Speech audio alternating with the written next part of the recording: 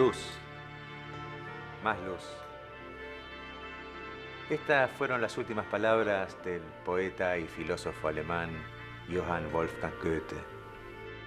Y después vinieron las interpretaciones, que si estaba pidiendo efectivamente que prendieran la luz en la habitación, o si es que él estaba entrando en aquel túnel y estaba viendo esa luz que se acercaba, la luz.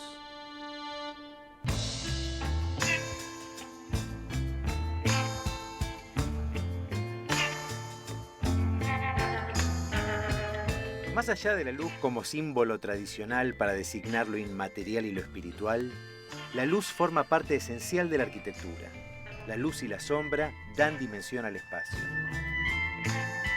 Como bien sintetizó Le Corbusier, la arquitectura es el encuentro de la luz con la forma.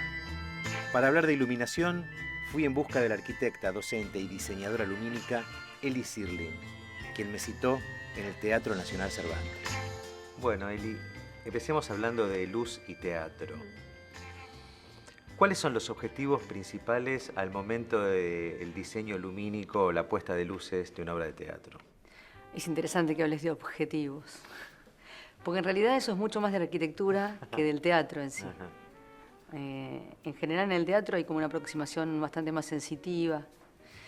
Si te tuviera que hablar de un objetivo, te diría que en realidad está relacionado con poder capturar lo que uno intenta emotivamente o intelectualmente transmitir, que esto suceda, digamos, en escena. En ese sentido uno es como una especie de dictador de la escena, porque lo que intenta hacer es que el espectador sienta aquello que uno quiere que sienta, digamos, ¿no? Sienta en el sentido de cómo se comunica, de qué es lo que se dice, de cómo emociona, de qué sensación uno quiere provocar. ¿Cuáles son las variables que entran en juego? Casi te tengo que dar una clase de iluminación, pero bueno, porque en realidad existen objetivos de la iluminación, pero que son así como teóricos, o sea, pero que están relacionados en realidad con las preguntas que uno se hace respecto de eso. O sea, por ejemplo, bueno, cómo quiere que se vea la composición, cómo quiere que se modele la forma, de qué manera el espacio está referido, de qué manera, no sé, algún contexto histórico está dado, de qué manera una sensación diurna, nocturna, etcétera, están dadas. Y en realidad eso después uno lo trabaja con lo que son las herramientas de la luz, o sea, qué sé yo, no sé, con color, con intensidades, con distribución, con formas, con desde dónde viene la luz, etcétera. Digamos, básicamente ese es el lenguaje que maneja. Al momento de diseñar la iluminación de un espacio, el arquitecto debe hablar con sus futuros usuarios para saber qué uso le darán, para saber qué tipo de luz quieren o necesitan. Me pregunto, ¿cómo será diseñar la iluminación de una obra de teatro? ¿Cómo se ensambla el trabajo del iluminador con el del escenógrafo y el director? En teatro, ¿cómo es la relación del iluminador con el escenógrafo y el director de la obra? Es un equipo. Primero es un equipo. En general, bueno, depende muchísimo del proceso, pero lo ideal siempre es trabajar en conjunto. Yo a veces hay directores con los que más es lo que ceno y lo que charlo de la vida que lo que realmente trabajo en términos de ponernos a pensar, porque lo que sucede concretamente está dado a veces en los ensayos. Uno en los ensayos siente plasmado lo que realmente sucede. Digo, más allá de la voluntad del director o de los objetivos que pudiera tener el director, hay algo que está pasando y que uno tiene que comunicar, digamos, tiene que de alguna manera compartirlo con el director y decir, bueno, mira, estamos de acuerdo en que esto sea lo que suceda y la idea es apoyarlo. Y con la escenografía en general, bueno, cambia mucho, depende de en qué circunstancias se trabaje. En general, uno tiene que tener una dinámica muy de mucho diálogo con el escenógrafo, básicamente porque uno tiene que cuidar la escenografía o tiene que cuidar aquello que se ha visto. Uno le puede arruinar el trabajo al otro. Sí, sin duda, sin duda. O sea, a mí me pueden volver loca, por ejemplo, en términos de intentar o hacer cosas bastante complicadas, o sea, cuestiones escenográficas donde no tengo accesos, no tengo manera de poder iluminar cosas. Eso puede suceder. Y también puede suceder que yo haga, pero pelota o destroce el trabajo del escenógrafo.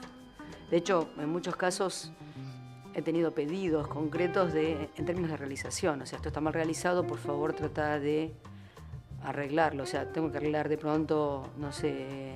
Una costura que no se tiene que ver. No solamente una costura, sino que en un terciado que está virado, no sé, 8000 colores, problemas de color, de que nada, la madera no es del color que tiene que ser, entonces yo tengo que empezar a virar mi paleta para que se vea como el escenógrafo lo soñó.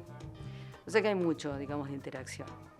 La luz incide fatalmente, digamos, te diría, en términos de lo que es el espacio escenográfico. Entonces ahí sí hay que hacer como un trabajo muy fuerte y muy intenso con el escenógrafo. La gran pregunta sería, ¿qué tipo de luz poner? En todos casos, lo que definirá es el tipo de espacio y el uso que se le dará. Tomemos el caso de un camino de ingreso a un edificio. Las luces deberán indicar discretamente por dónde seguir. Otro caso distinto sería un restaurante que quiere darle intimidad a los comensales. Para esto, pondrá luces bajas que iluminan sobre las mesas, generando un cono de sombra en su derredor. También podemos pensar en la iluminación de un lavabo. Allí, la luz deberá iluminar la cara de quien se mira al espejo. Hablando más en general, el trabajo con la luz es más parecido al trabajo del arquitecto en cuanto a trabajar con espacios o es más parecido al de un pintor trabajando con la paleta de colores? Las dos cosas. En realidad a veces siento que estoy pintando un cuadro y a veces siento que estoy organizando un espacio. También a veces siento que estoy en realidad armando lo que llamaríamos no sé si es un espacio, pero una dimensión poética, que no tiene que ver ni con la paleta concretamente, ni con el espacio en concreto, sino con intentar dar una atmósfera, un clima, un algo que sucede en términos del propio actor, o de quien sea, o del bailarín, o de quien sea que esté en el espacio. Entonces, digamos, a veces las variables son muy interesantes y muy diferentes.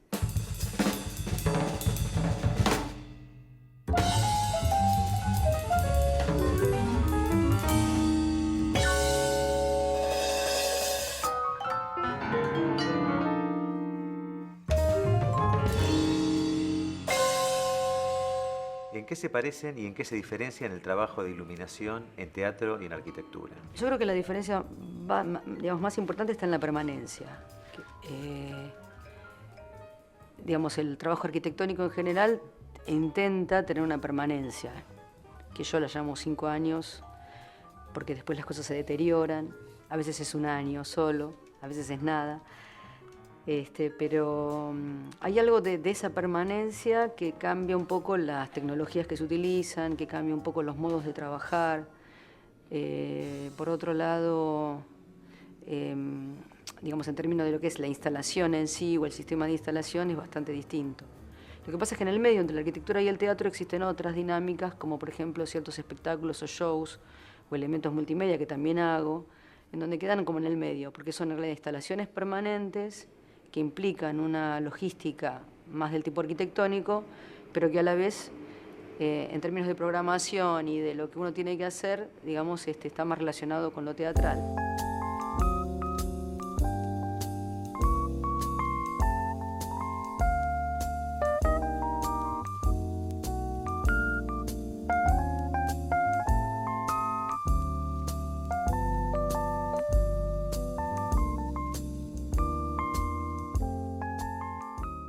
Entonces, en general, sucede que los elementos que se utilizan son distintos, básicamente por el problema de la permanencia. O sea, en algún caso una luz tiene que quedar prendida, no sé, 8 horas, y en teatro eso no es posible, digamos. O sea, quiero decir, sí existe, pero entra dentro de otra dinámica en donde, bueno, hay que pensar en que esa lámpara aguante, que no haya que cambiarla cada 2 horas o no sé, cada mes.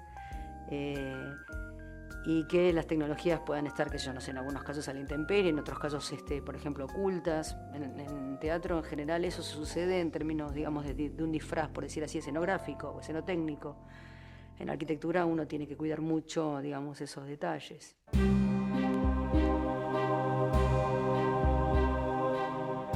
pasando en limpio. Al momento de pensar en la iluminación en arquitectura, debo tener en cuenta otras variables, como ser: ¿cuánto tiempo estará encendido? ¿Está a la intemperie o no? Es importante determinar si el artefacto de marras estará a la vista o si necesito o puedo esconderlo, de modo que se vea la luz, pero no el foco de donde se emana.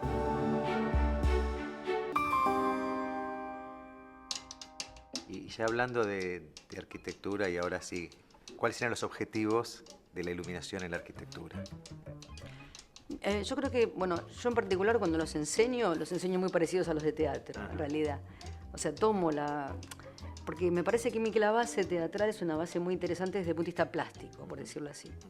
O sea, en términos de lo que si uno aplica eso en la arquitectura, empiezan a tener productos un poco más, digamos, más blandos y menos, digamos, formales en términos de lo que debería hacerse. Lo que pasa es que en la arquitectura también existen funcionalidades concretas, o sea, hay que trabajar, hay que poder, no sé, enhebrar una aguja, hay que poder en algunos casos encontrar un elemento, o en otros, digamos, hay ciertas condiciones que están relacionadas con una actividad y eso tiene que estar, digamos, respondido.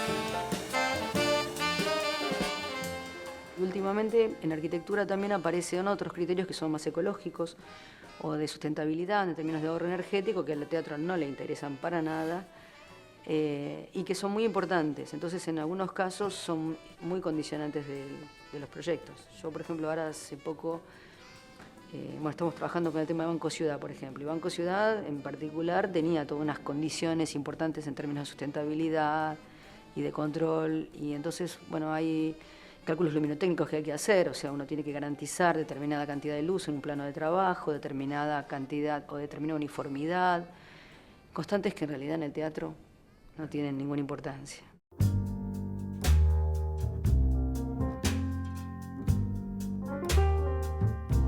Un tema que se agregó en los últimos años al mundo en general y a la arquitectura en particular es la sustentabilidad. Al momento de iluminar, estoy trabajando casi exclusivamente con energía eléctrica, que es justamente lo que hay que ahorrar. Hoy solo se consiguen lámparas de bajo consumo, pero a eso deberíamos agregarle, desde el diseño, el poner la cantidad justa que haga falta para los usos determinados. Y desde el uso, solamente encender las necesarias y apagar las que no se están usando.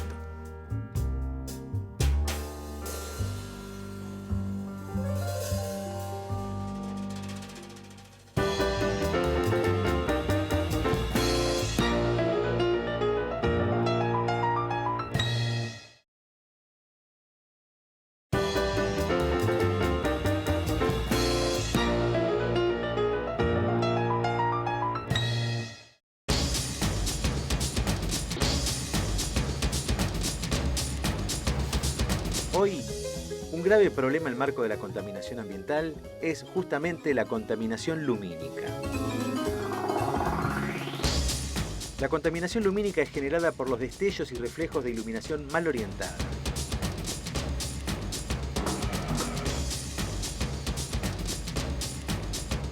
Y genera un resplandor en el cielo nocturno.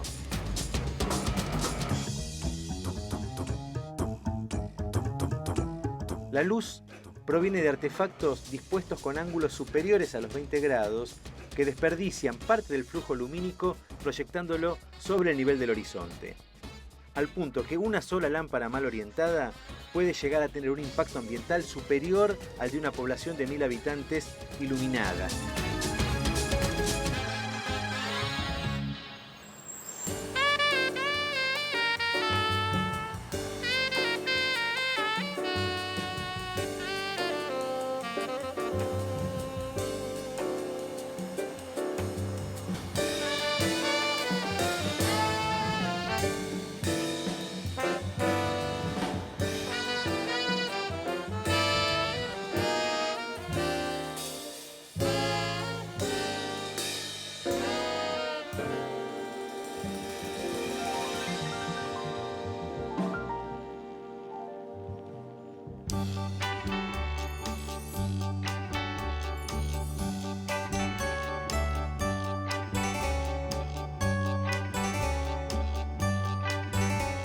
Cuando se habla de diseño lumínico, de diseño de iluminación, ¿se refiere solo a la luz artificial o también a la luz natural? Son dos mundos distintos, ¿no?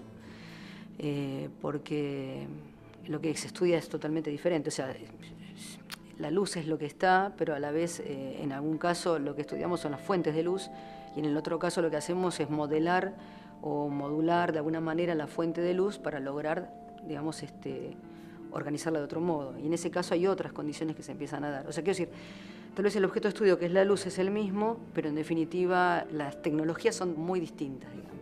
Lo que sí sucede es que hay cierta interacción. Por ejemplo, en algunos casos, por ejemplo, la luz artificial contempla las situaciones, por ejemplo, de ciclo, digamos, de un ciclo de vida o del biorritmo, de la cuestión circadiana, en términos de poder darle, pero ahí sí, es simulación. O sea, cómo se simula la luz natural relacionada con luz artificial. Cuando no hay luz natural, cómo uno intenta, por ejemplo, generar actividad, intenta relajar a la gente, todo eso sí está dado a través de lo que son estudios digamos, de relación.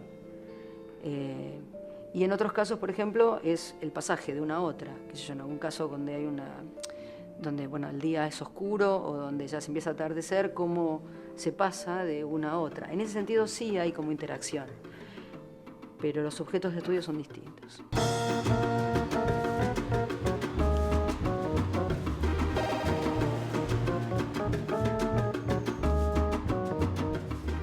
Al momento de hablar de un diseño, de una instalación de luces, de un diseño de iluminación, ¿qué diferencias hay en arquitectura, en una iluminación de interiores, en la iluminación de exteriores o la iluminación de una parquización? Y desde el punto de vista formal son todas, quiero decir, o sea, uno tiene por decir así, un volumen escultórico que trabajar, en otros casos tiene un campo o un área, y en otros casos tiene un espacio cóncavo, por decirlo. Entonces las situaciones, digamos, que se dan son diferentes.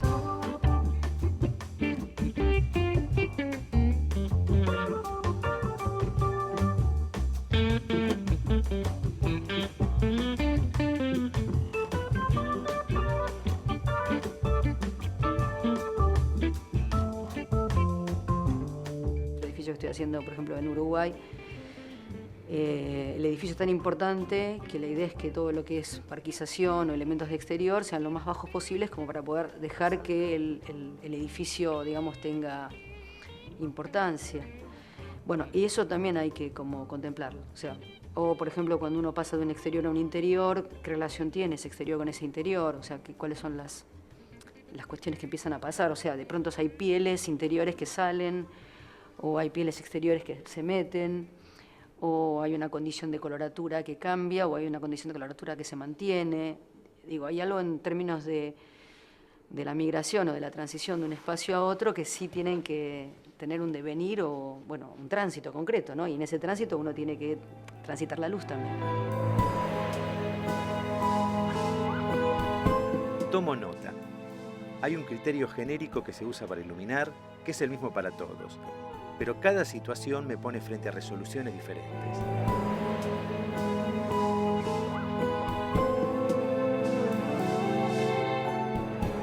Debo pensar la ubicación de los artefactos en función de la iluminación que deseo, pero primero tengo que resolver un tema físico. ¿Dónde pongo las lámparas? Cuando se trata de un espacio exterior, debo tener en cuenta la interacción de esa área y el edificio. ¿Qué quiero destacar? ¿El recorrido, la vegetación o el edificio? Ya hemos dicho otra vez que la arquitectura implica un recorrido. Cuando en ese recorrido aparece un cambio de espacio, como pasar del afuera al adentro, debo estudiar atentamente ese paso, esa transición.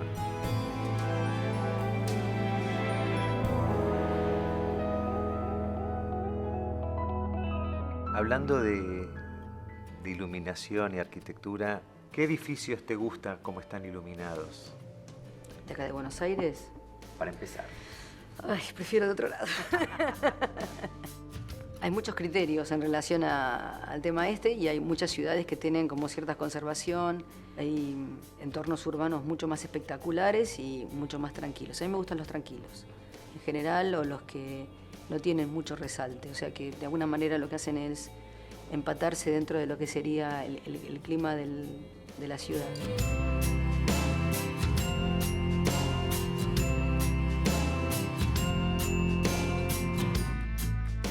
Hay ciudades, sobre todo europeas, que tienen eso muy, muy cuidado, pequeñas ciudades en general, que tienen justamente ese tema de la preservación y de poder pensar en que es un medio amable. No sé, me encantó Siena cuando la vi, qué sé yo, hay ciudades muy, muy interesantes y muy lindas, en donde todo el hecho histórico y todo el contexto está trabajado, digamos, de manera tal de que haya una revalorización sin algo espectacular.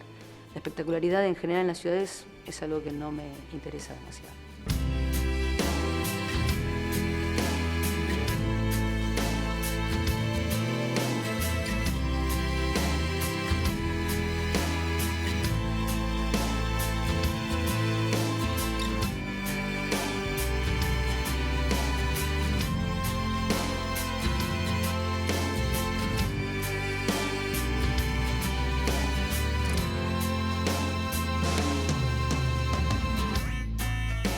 ¿Qué relación existe entre la luz y la oscuridad en la arquitectura y el uso de la oscuridad en los dos espacios distintos? En general, sí existe un tema relacionado con la oscuridad, porque es con lo que uno en general trata de no enfrentarse. Y hay temores relacionados con esto. A veces uno trabaja, sobre todo, digamos, en términos infantiles, sucede mucho esta cuestión.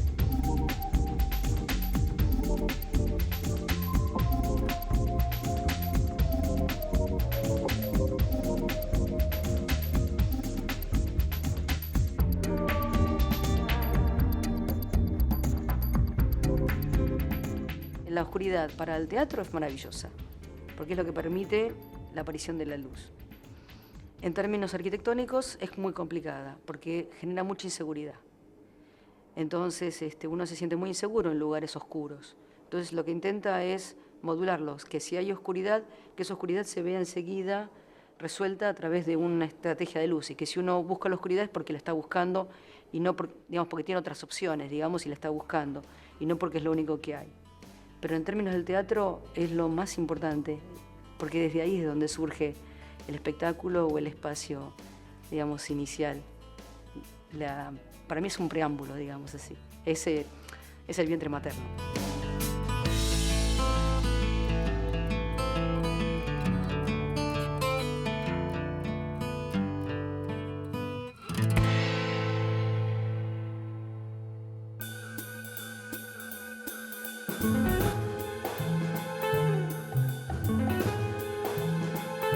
La luz y la sombra dan dimensión al espacio. La luz cobra valor a partir de su contraposición con la sombra. La iluminación es un elemento que proporciona espacios adecuados a la tarea que se vaya a desarrollar, a la vez que agrega cualidades a los espacios. Una iluminación bien diseñada afecta nuestra percepción. Además de lo netamente funcional, puede contribuir a crear una sensación de bienestar. La ausencia de luz puede producir un efecto similar, y este juego de luz y sombra genera espacios y climas interesantes. Espacios para mirar, espacios para recorrer. En definitiva, espacios para vivir.